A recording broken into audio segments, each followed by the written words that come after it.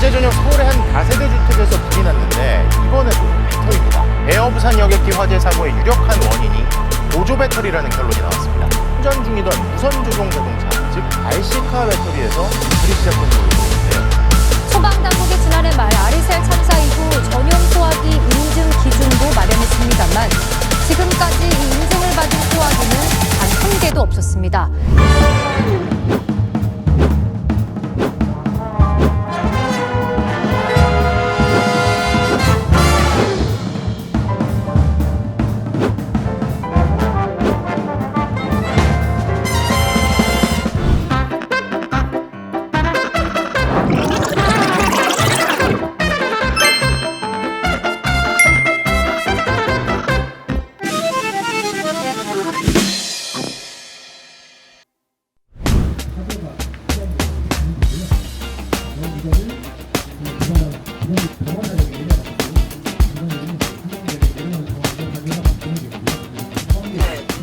어떤 장비인지 소개 좀 부탁드리겠습니다.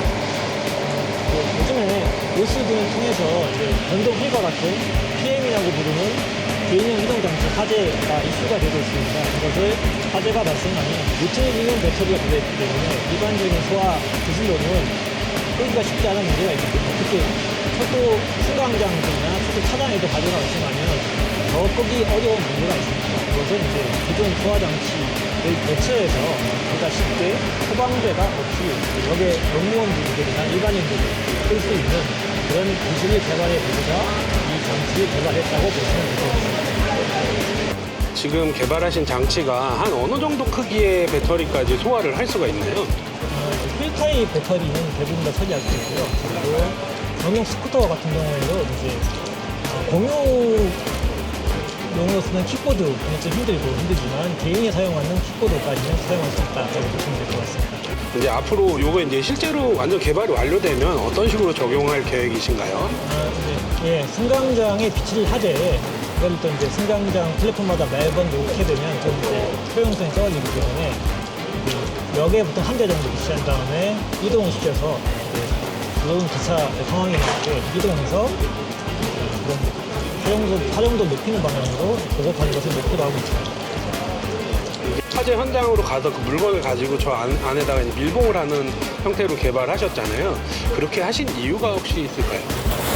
PM 자체가 폭발하는 특성이 있기 때문에 가둬야지만 피해를 줄일 수 있기 때문에 박스 형태의 소화장치 개발했다고 보시면 될 것 같습니다. 그리고 두 번째는 보통 리튬이온 배터리 같은 경우에는 물을 뿌려서 끄게 되는데 계속 살수를 하게 되면 물이 새나가기 때문에 효율이 떨어지는 문제가 있기 때문에 가둬서 작은 양의 물로도 불을 끌 수 있는 그런 개념으로 개발했다고 보시면 될 것 같습니다. 그리고 이동형으로 만든 이유는 아까 말씀드린 것과 같이 고정식은 한 군데에서만 사용할 수밖에 없는데 이동하게 되면 역산이어도 계속 움직이면서 A 승강장에서 차가 들어올 때 문제가 생겼을 때는 A 승강장 이동해서 끄면 되고요.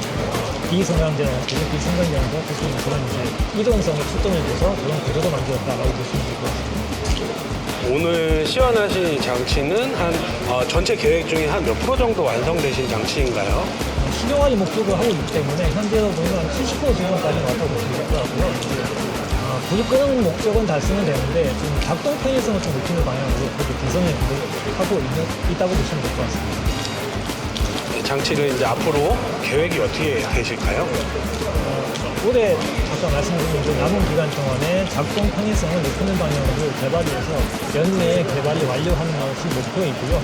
이후에는 이제 운영기관 분들에게 적극적인 홍보를 해서 이 현장에 쓸 수 있는 방향으로 보급하는 것을 목표로 하고 있습니다.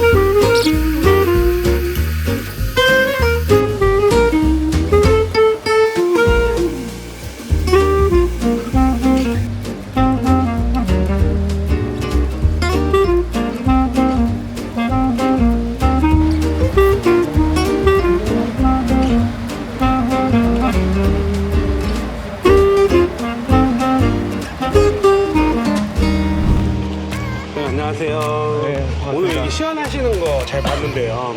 지금 이 장치를 이제 개발하신 어떤 목적이 있으시잖아요. 네, 말씀 좀 부탁드리겠습니다. 개발, 뭐 요즘 배터리가 계속 불이 나잖아요. 지하철 안에서도 나고 있고, 또 지난번에 이제 우리 항공기 안에서 보조 배터리 또 화물칸에 불러가지고 비행기 한 대를 다 태우고 이런 뭐 그런 사건들이 계속 일어나고 앞으로 더 많이 생길 거라고 예측을 하고 있습니다. 그래서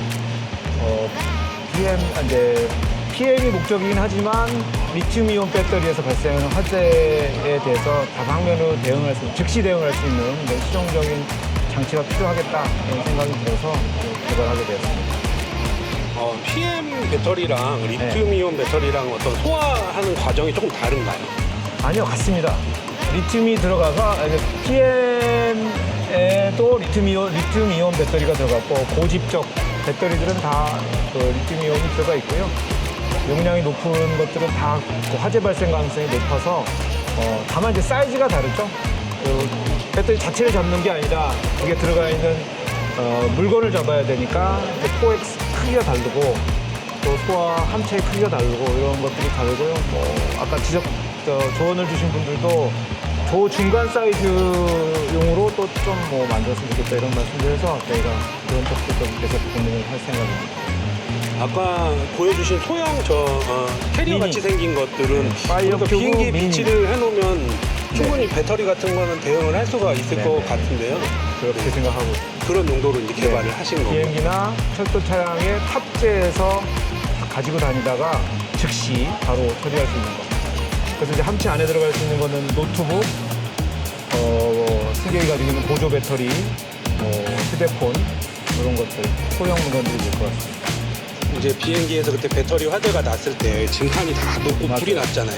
근데 저 장치가 뭔가 특별한 소재인가요? 불에 안 타는? 네, 그냥 서스 소재입니다. 불연되죠, 금속이니까. 네, 저거는 뭐 불에 타지 않고 소화수도 특별한 약재가 아니라 그냥 물입니다. 그냥 생수 1.8리터짜리 물을 비치했다가 쏟아 부어가지고 담궈서 냉각시켜서 소화하는 가장 기본적인 소화 원리고요. 그냥 그 이상, 그러니까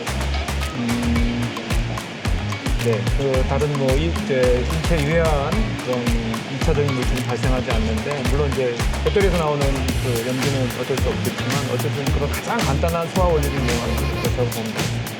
앞으로 지금 이제 부품을 이제 앞으로 개발 계획이 또 어떻게 되시나요? 앞으로의 계획은?